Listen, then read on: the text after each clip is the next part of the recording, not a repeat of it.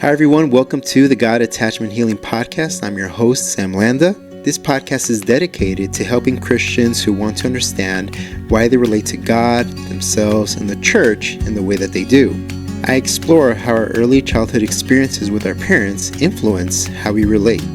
I discuss how we can find healing from the pain, confusion, doubt, fear, and anger experienced in these relationships.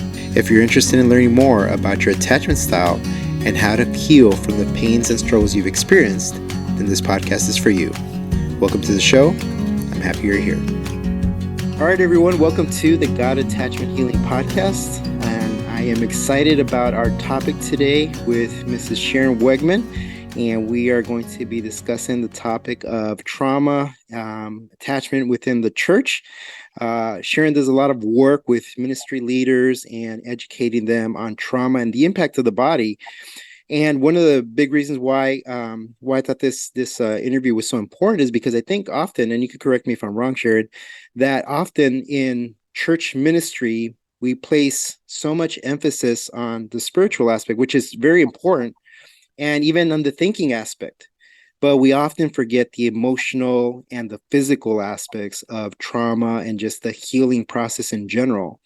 And I think this would be a good opportunity for us to kind of share with the audience about how all of those things kind of mix with each other, and it creates for healing and also for a lot of pain and hurt. So it's really using the skills that we have learned throughout our time in counseling and trying to educate and heal and help with ministry leaders and Christians in general. Right. So yeah, well, Sharon, welcome to the show. I think Thank you. right now it's a good opportunity to just kind of give you the floor and share a little bit about yourself. Hopefully, I didn't miss anything. Sure. Sure. My name is Sharon Wegman. I have been a clinical counselor for about 28 years, but I was raised in the world of Christianity Mhm. and the church, so I understand. I've been involved in it from as young as I can possibly remember.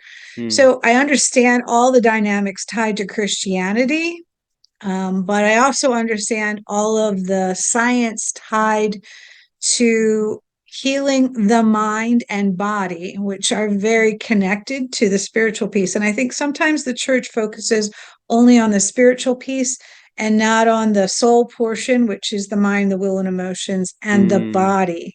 And so I got to a certain point in the process. It really started a lot during the COVID shutdown, which was we were trying to figure out how do we help the pastors in our area who were going underwater with all of Mm. the problems they were dealing with and not having the skills to handle all the trauma that was coming into our offices. So that's how it was birthed, because we Mm-hmm. just wanted to help whoever we could help. And they were dealing with so much trauma that we said, hey, let me help you. And that's Mm-hmm. how this all started. Wow, that's awesome. Does that so is that ministry from a church, or do you have your own counseling site and then your referred people there? Yeah, so I have a counseling business, and I have 6 other counselors with me, and we're going to be growing. We just bought a new space, and Mm-hmm. the end result is we just want to be a hub of healing in the Christian community from a licensed professional counselor point of view, in that we Mm-hmm. have done extensive training to understand how to bring healing to people separate from how the church necessarily Mm-hmm. understands bringing about healing. And we really want to merge those two together. So, out of this counseling agency, which is called Wellspring Solutions, we're whole self Mm-hmm. therapists on Instagram and Facebook. How that we like to birth not just things that are therapeutic, but coaching programs like maybe trauma Mm. informed teachers, trauma informed business owners, and mine is trauma informed ministry leaders. That's great. That's great. And this question kind of came up as we were talking about this, that there's always like a push towards pursuing the profession of counseling, right? And I'm sure Mm. we have, either different or similar stories, but and I think the audience would be interested too to kind of see what led you to pursue counseling. Hmm. You know what? We most of the time people say, "Oh, I just found it interesting," but we find it interesting because of our own history that we need to Hmm. heal. Yeah, Right. yeah. So I was that individual in the college that I went to where people would come to my room and tell me their problems. And I was Mm. like, well, I guess I should be a counselor. Right. But the end result, if you back that up, now I can say it was me trying to understand my own self and the things that happened to me in my past. Hmm. But we become those wounded healers, just like Jesus. Through the healed scars that we have, we can impart healing to other people. Mm-hmm. Yeah, exactly. And that's kind of the same thing that happened with me. I came from a divorced home, grew up in the church, Southern Baptist, and all of that focus on the mind so much, and Mm. even some behaviorists, right? Some behavioralism in there as well. And all of that was at struggle and in conflict with what I was feeling and what I was experiencing emotionally and physically. So that then became kind of the new orientation. So the last 2 to 3 years I've been more focused on trauma. So it's been really cool to see your page and see you grow it, and just you have great content. So I'll definitely put that link up on the site here. But yeah, so since we're talking about trauma, we're talking about the church, we're talking about other aspects of this, including attachment. I think first let's start with God's alarm system, right? God created us, He made us perfect in how our bodies are to respond to stressful situations, to things that are traumatic. And it's God's alarm system. So, how does the mind and body record trauma?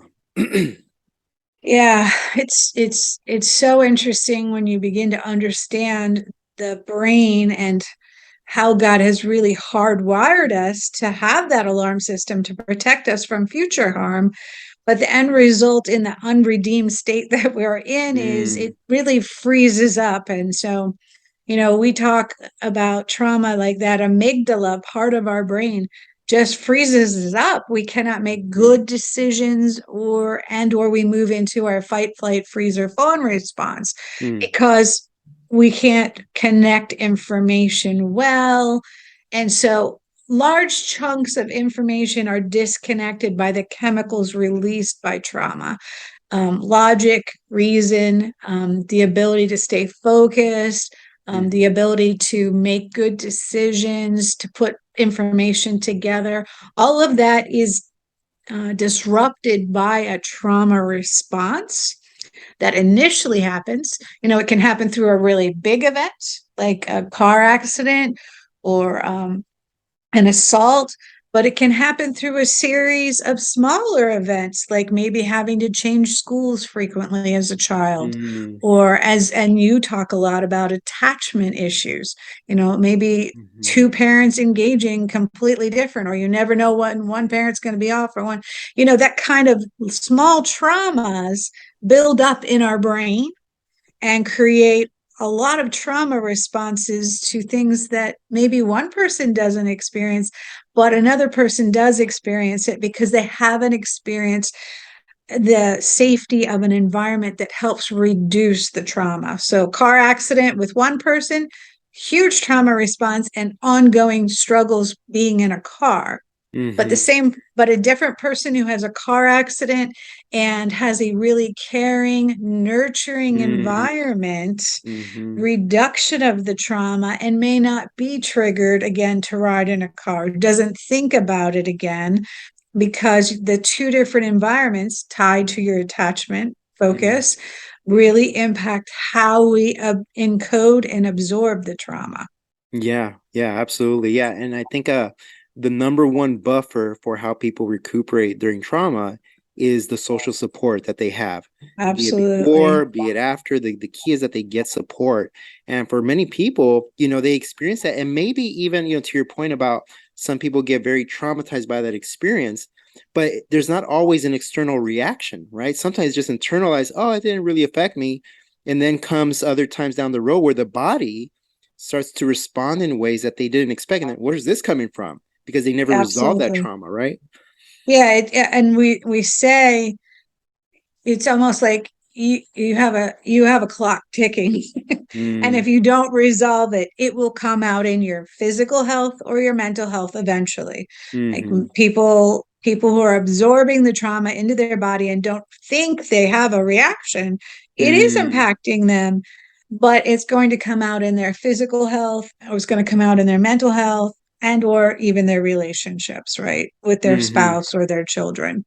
Yeah, yeah, and people around people who are traumatized don't understand because they're just reacting, right? The person who's traumatized just reacting to whatever comes their way, and obviously affecting relationships. You know, another interesting point about the trauma piece is most significant trauma, and I hesitate a little bit to say it because obviously everyone responds differently, but most of the severe responses are interpersonal, right? So anything that has to do with a relationship, because it's typically people that we're close to or that we love. So people that the source of love is also the source of pain. And when that goes on and on, like you were saying earlier, when it's repeated instances Mm-hmm. of offense or damage or hurt, then that can create these traumatic responses, which is our next question. Like, what kind of responses does trauma trigger in relationships? Sure. I mean, a lot more, if we have a couple, we're talking about understanding both of their traumas because their traumas Mm, intersect with each other. that's true. But maybe you just have an individual and it impacts how they relate to their workplace, their coworkers, their friendships. It's all relational because as you go back to that attachment piece, the idea is that we didn't have that healthy environment when it came to people when we had to deal with difficult situations. So we tend to go into our fight, flight, freeze, or fawn response. But Mm, if we had those healthy, nurturing people when we're going through difficult times, we're not as likely to react. And it's the mm, rare person, it's mm-hmm. the very rare person that had that safe, nurturing environment for both people in a relationship. You might have one person who had it, one person who didn't, but it's rare. It's very rare. Yeah, yeah. Not going to come to counseling, that's for sure, if they're both that way. Right. Yeah, that's so true. And obviously, when we're talking about our experiences here, looking at trauma responses, just people who are responding to, their bodily sensations and how that comes up in relationships. What's been the most things that you've encountered, most issues that you've encountered in your own counseling? Because today a lot of people use the word trauma and they talk about something that may not be as in comparison to someone else. They might say, oh, I was so traumatized that my teacher didn't give me the grade that I wanted. I work with college students, so something like that, Yes. as opposed to someone else who grew up with abusive parents, right? So I feel like that word is thrown out a lot. It's used a lot with the Mm-hmm. younger population. It's almost like, oh, that's trauma. And I'm like, no, no, no, no, it's Right. not. Right. So yeah, because even I have college age students, that are my children, and I'm like, Mm, they know all the terms, yeah. but they can't actually define what it has done. Mm, So yeah, I mean, I'm not saying a bad score couldn't trigger a trauma response if mm-hmm. you're a perfectionist who was held to a high standard in your Mm, childhood. That could, but mm-hmm. that's not necessarily defining trauma. Trauma Mm-hmm. would be we that visceral response where our body goes into a freeze mode. It goes into more of I almost feel, I call it the whoomp, like Mm. whoomp, where you kind Yeah. of feel that it's settling down in you. You're stuck in your head. You're obsessing in your head, or Mm. you need to go do something immediately to fix it. Right. So a lot of people Mm-hmm. need to go do something immediately to fix it, which is that fight response. Or so you're usually going, if it's really trauma, you're usually going to feel it in your body. But we have a lot of people who are very numb to Mm-hmm. trauma, Mm-hmm. and so they are not able to define when their body is triggered. Probably a lot of my clients who are had severe trauma are much more dissociated, numbed out from their pain. And so when I say what's happening in your body right now, they'll often say, I don't know. Because Mm. they've learned to repress it a lot. And so part of healing of trauma is just become a lot more body aware because it is God's alarm system, God's signal that something's wrong. And if you've learned to turn it off as a result of the family system that you grew up in, Mm-hmm. then what happens is you find yourself constantly in situations that are very upsetting, and you're like, how does this keep happening? It's because you Mm. turned off your alarm system Yeah. and you are not recognizing when something bad is going to happen. Where somebody who's turned on their alarm system's like, oh, red flag, red flag. The other person's like, Mm-hmm. what red flag? I don't know what you're talking Right. about, right? They have dissociated and numbed and turned that off Mm-hmm. because they had to. They had to in their childhood. Yeah, yeah. And then the process of them learning how to tune into their bodies to see where that pain is, right? A lot of times we'll say, where do you feel that pain? I don't know what you're talking about. It's just, it's Right. so foreign because I mean, it's always amazing to me how the body works to protect itself, and obviously God made us like that for a reason. When we look at scripture, I think this is one of those questions where like we look at scripture and we see how many things people experienced. Persecution is a big one. The sins against one another, family dynamics, so much trauma. I mean, a brother being sold into slavery. Like we see all of these different things, and I think in our background, at least for me, I don't think you've shared from what background you came from, Sharon, but mine was Southern Baptist. So we'd look at maybe something like Joshua or Moses or someone like that who they experienced trauma, but hey, they got over it. And they just kept on serving the Lord, and that was it. And that's kind of the narrative that's portrayed, not realizing though that us, like them, were created as human beings who have the way that our body responds to trauma. So as we think about these examples, a question that comes up is, well, how did they deal with their trauma? We don't know, right? There was no process that's outlined for us. But I think it'd be interesting to explore some examples of uh, people in the Bible who did experience it. Absolutely. I was thinking about that before you contacted me. The the one that I use a lot for a lot of my clients is how Paul, when he was Saul, he was definitely a narcissist. Yeah. But he was definitely in fight mode all the time, right? But Mm, he had this encounter with God, and he changed his name and became the person that God called him to be as a result of just a God experience. So mm, sometimes we can see people moving out of their trauma because they have these amazing God experiences, but the renewing of the mind is what counts a lot. So mm, the one that I think of a lot is, I think Peter was often in fight mode. mm-hmm, He was often reacting out of trauma to a wide variety of things, including the incident where he denied Christ 3 times. You mm, know, he denied why he shut down. He went into freeze mode. He didn't know how to handle it. And so instead of handling it, he went into a trauma state. And I love what Jesus did later when he was resurrected. That morning where they were out there fishing, and he creates a fire by the shore, and they see that Peter sees that it's Jesus, and he comes back into shore, and they do the fish and all the other things. But mm, what Jesus does for him is he heals his trauma. Why? He keeps encoding with him an opposite experience than what had last happened when he denied him. And mm, the thing of that really sticks with me is he used coals, right? He's by the beach. He doesn't have coals. He mm, brings coals to that setting because it's the same smell that was present when Peter denied him. And so he mm, has the same smell present by bringing the coals there. And he's like, Jesus, he's like, Peter, do you love me? mm, Right. And he keeps having him repeat, right? He's trying to create a new neural pathway using the coals that mm, were present at the very place where Peter initially denied him in his trauma state. And I believe that God gives all of us opportunities to bring healing to those neural pathways.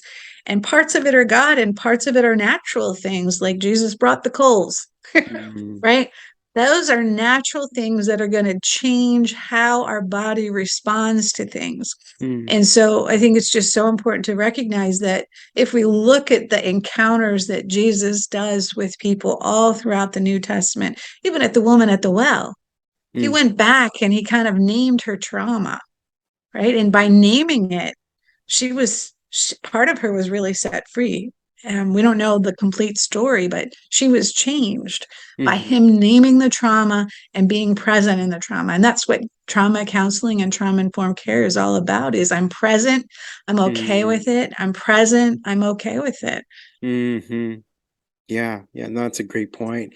And we get a real live illustration of that Jesus with his disciples, right? And yeah, specifically with Peter there, huh? And Paul, and then the encounter with Paul. So great examples there, great examples. Again, I just keep on going back to I wish I knew what that process looked like for them because it'd be cool. I guess we ask them in heaven, right? I guess we'll ask them in heaven. What was that like for you to experience all of that and then go through that process of healing? So we'll see how that goes. But I think you touched on one of our next questions, which was how to approach counseling trauma clients, and it's about that being present with them in a very real way, being okay with how they're responding to things, but also teaching them how to regulate their emotions, how to regulate their bodies and find safety in that. And that's what attachment theory is all about, providing safety for our Yes. clients in that relationship. But we encounter some problems with Christian clients sometimes because you may have experienced this before where a Christian client might come in and they don't want maybe the psychological, physical approach. They might just want prayer or scripture or something to that effect. And you working directly with churches, I wonder if you've encountered that, because it's like with medication, right? I'll have clients who are Christian and we've done all the natural ways to counter their anxiety, and they've Mhm. tried and they've tried and they just can't get it to where they want it. So then it's okay, so well, what do you think about going to a psychiatrist and seeing what medication could look like? Oh no, I don't want to try that. I just don't want to be dependent, or I don't want that at all. There's this resistance to it. And I'm wondering if you've encountered that in trying to heal or work with trauma clients. Sure. I do feel like the Christian community is slowly getting more open to Mm-hmm. understanding mental I health agree. issues. But in the world I grew up in the church, that was not the Mm-hmm. case. And so it's trying to literally help people become more educated with the science of understanding trauma, because I don't want to deny Mm-hmm. that this is actual facts, Right. right? And I don't want to deny someone the ability to have medicine to walk on crutches until they don't need that medicine. Mm-hmm. And some people might have to be on it forever. Have a thyroid problem, and if I don't get healed of it in this world, I'm going to have to constantly be on thyroid medicine because my pituitary gland doesn't produce what it needs to produce to affect my mood and my physical health. Well, the Mm. same thing is true for trauma victims. Often they need medicine as a bridge, as part of their healing process. Mm. Doesn't mean I don't think that people can't have enough healing of their trauma to eventually not use medicine. I do believe that because I Mm-hmm. understand the brain so much. But there's so much for them to work through that I consider is very compassionate for us as Mm. Christians to provide them options in their ability to get better. Yeah, yeah. And I think that's what it comes down to, just giving them as much options as possible and providing, some safety in that it's okay. Like this is okay. This is, Yes. this is what the body needs right now, you know. Um, so what are some what working with trauma clients, Christian or not Christian, what are some of the challenges that we face in working with trauma clients? What are some things that you've seen that have been difficult or challenging as we work with clients? I think for most people, there is a challenge if they have had significant trauma, like you referenced earlier. It takes a long time to build safety when they've never experienced safety in their life, right? Mm-hmm. If you've grown up in an environment where there was not emotional or physical or spiritual safety, um, the reality of it is the work will be slow when they come into therapy. And that's what I'm trying to coach pastors on, because I feel like sometimes pastors like, yeah, but they're not moving, they're not making decisions. And I'm like, but Mm, if you're sitting with them, you're healing them, right? You're mm, creating that safe, secure place over and over and over. And that's a huge part of their healing, is to create safe, secure attachment with someone. And then that becomes the building block for a lot of the other therapeutic work. There, like I did some EMDR with someone today, and I had done a lot of significant work with them before we worked on the mm, EMDR, because it needed to feel safe and secure. This strange thing that she's about to do to help my eyes refocus. And it worked, but a large portion of how it worked was that I had built that safe and secure environment over and over and over with her. mm. Yeah, and even using EMDR for some, I guess it's also a challenge because they see it as so unorthodox, right? Like this is Right. therapy, and it's cool to see the progress made after you go over those steps and target those memories and so on. And it's almost unexplainable, right? Like we can't really explain the process, but we know it's happening. We just don't know what Yeah, that click is. it is. But if we recognize it's that stimulation that is going opposite to the neural pathway that already exists, right? So Mm, that neural pathway has our brain going the same way, same way, same way. Well, when mm, we're introducing this new thing, we're doing, let's go different, let's go different, let's mm, go different. And we're literally giving the brain, the amygdala, the ability to be unfrozen and to go places it couldn't go before. So it's all science. None of it's mm. wishy washy. Back in the 90s, they thought it was new age and witchcraft and all these types of things. But That's right. That's right. It's now, crazy how times change with that. now we're saying, oh, this is just brain science. That's good. When I was thinking about the challenges, one of the challenges that I found is the patience needed when doing EMDR. Because if something doesn't come up for the client, they just want to answer and say, okay, yeah, something came up, or they'll say this or that, or even just as a counselor, sometimes you're trying to get there and you're processing, you're like, we're nothing's coming up, nothing's coming up. So it's very easy to kind of lose that patience with the process, right? We always talk about Mm. trust the process, and it's hard. We have to be patient in that, as well as the clients. I always say we have that divine Holy Spirit source to say, let's just sit here for a second. Let's see how God wants to redirect this. Mm-hmm. It's a Right? good Holy way. Spirit can show us. He can show us what to do. Yeah, yeah, absolutely. I'm glad when that happens too, because sometimes I don't know where that came from, but it was good, and I know, Lord, you did Yes. it. So thank you. Yes. Yeah, yeah, definitely. Well, we have here the good, very meaty piece of this interview, Sharon, where we talk about the steps to take towards healing. So obviously, not everyone is able to go to counseling, or not everyone has gone to counseling. So maybe they're listening in right now, and maybe they take some pieces of information that we've discussed and try to move towards healing, right? And I think one of the things that I wanted to do is kind of remove that barrier of counseling is a bad thing, especially when I interact with other Christian counselors. I'm always happy when I get to meet other Christian counselors because it's doable. Like this field was dominated by secular counselors, and now we have so much research and so many other Christians moving into the field that there's room and there's space to work there. So I always want to encourage people to do that. But yeah, as we talk about steps to take towards healing, so someone out there, they're listening, and there's three things that we'll address here: body and emotional regulation, truthful thinking, and then the importance of Christian community.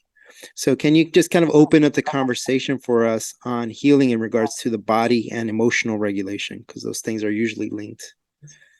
Um, so what I'm thinking is um, body health is so important in the function of mental health, right? So one of the things I do when I leave work at each night, no matter how cold it is outside, is I want to do a really good walk to get my body regulated, right? What does that mean? I've just absorbed a lot of discussions involving a lot of trauma, right? And that's our world. That's our world on the news, on social media, in all the environments that we're in. We're absorbing lots of negative. Well, how is our body processing it? It's important to do the processing of it out of our body through exercise, through breathing, through other exercises that I personally do. And we want to do that because otherwise we'll have nightmares, we'll have bad sleep, it will impact how much we numb, it will impact so many parts of our being. So a lot of people don't recognize the need to take care of the body, to take care of their mental health.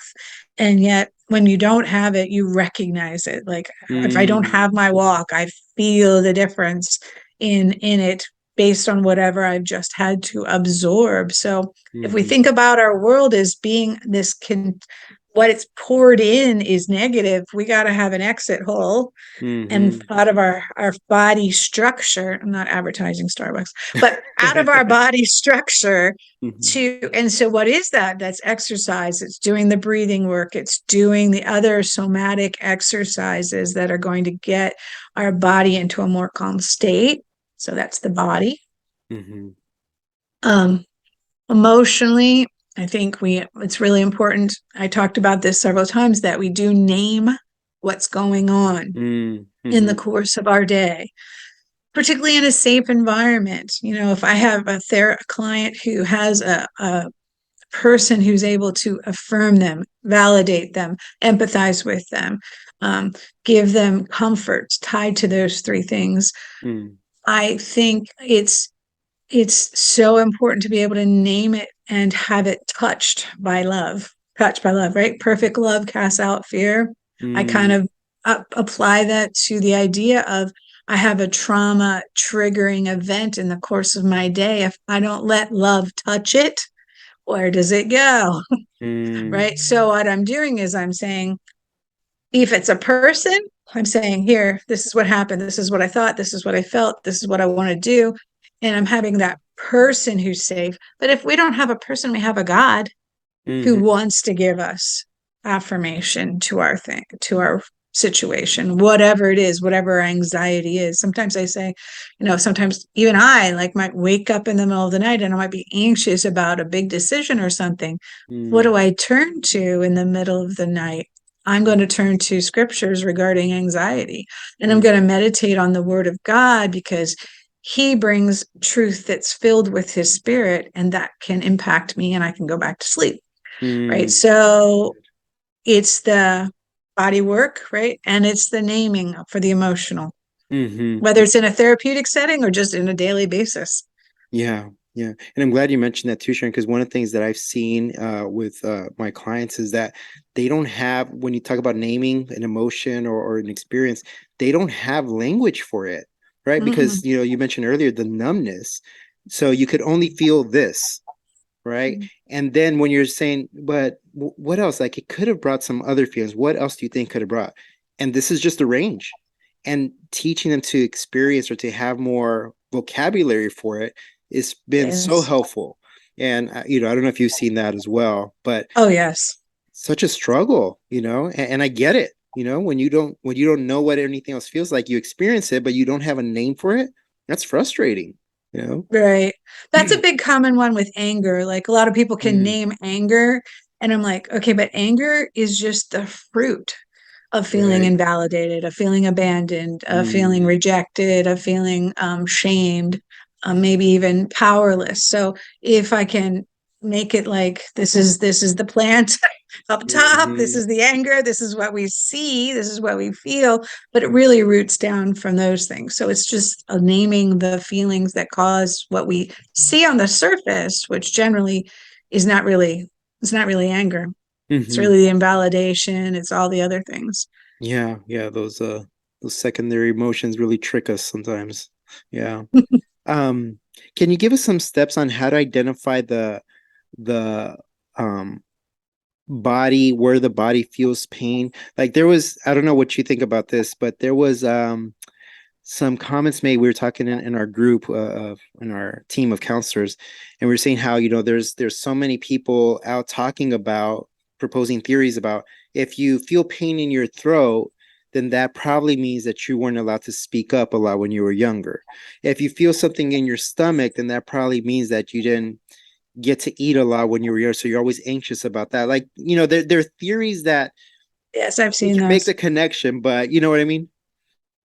I, You know what? I don't have an exact science for how it is since each of us have our own unique DNA. Mm-hmm. I've seen the books that name the different things, but God has never healed anyone twice the same way in the Bible, right? So my Mm, theory is that it's more of a self-discovery thing because if we follow like, well, this means this, then we're going to be trying to force our healing mm, through a box great that point. isn't Yeah. ours. It isn't ours. And so I think part of the self discovery process of recognizing, oh, every time we're talking about this, I feel it here. Oh, what are we talking about? Right. So Mm, often, so one of my big keys for like anybody who's learning to do therapy is I train all of my therapists. You're asking them, so I see what's happening. Why are you biting your lip right now?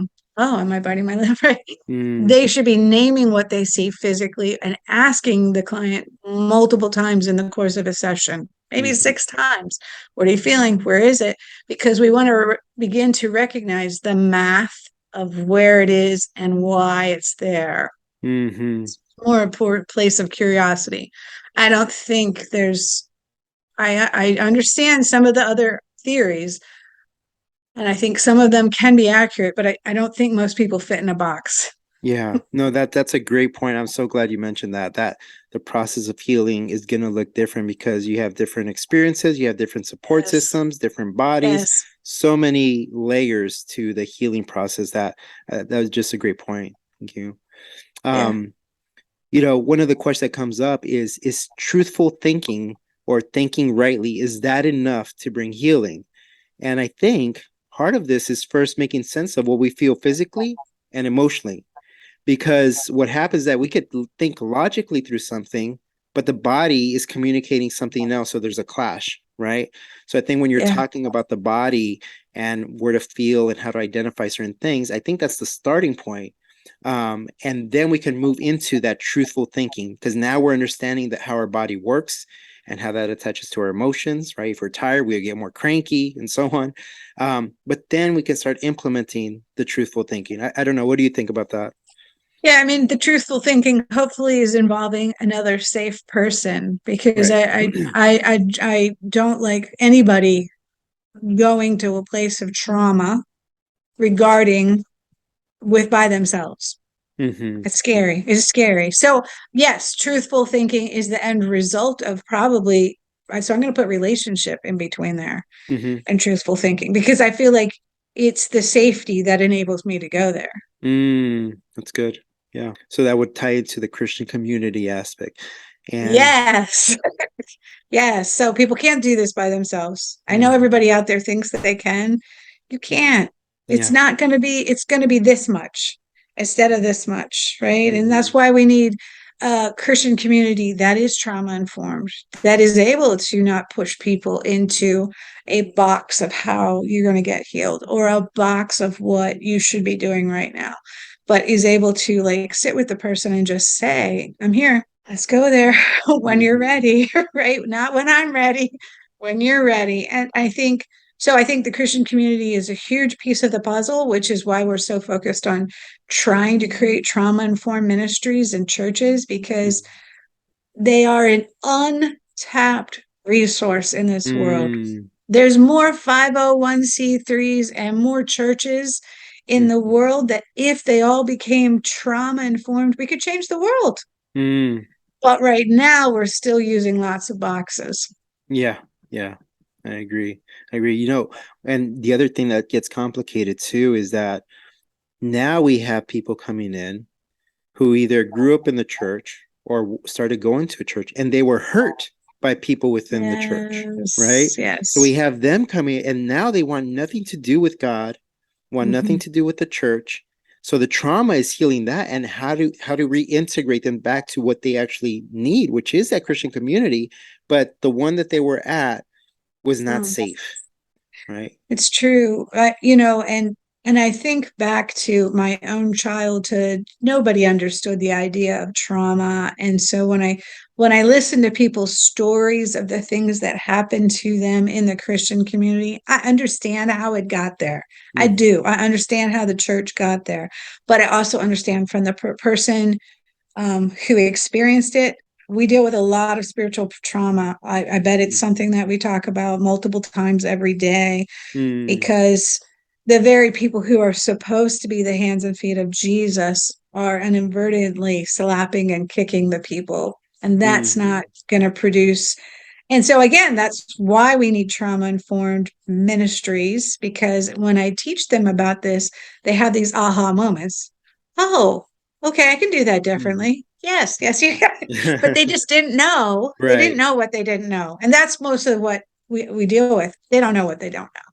True, true. And to your point about when people are hurt by ministry leaders, do you think it would be better to start with ministry leaders first because they're guiding and, guiding the Mm, sheep, the people who come to church, the pastors and so on.